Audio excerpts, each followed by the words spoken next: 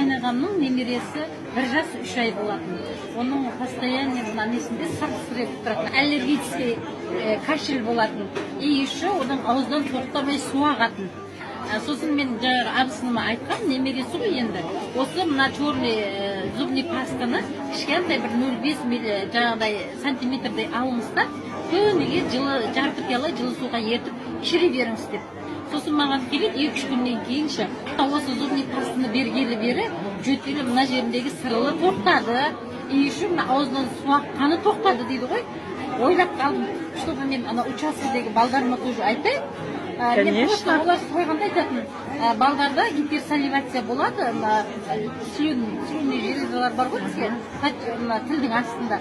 Сол анандай сильно гиперсаливация болады оларда, ол постепенно по возрастам қалады деп айтатын. Енді ойлап отырмын, вот мынаны айтамын. Это врач-педиатр Зілдік ханым с города Тарас. Советует всем зубную пасту. И еще бұл менің жолдасымның жаңағыдай суық дейді, белін ала алмай қалды. Огородта істеп жүрген кезде мен сразу мынаны 2 күн жақтым да.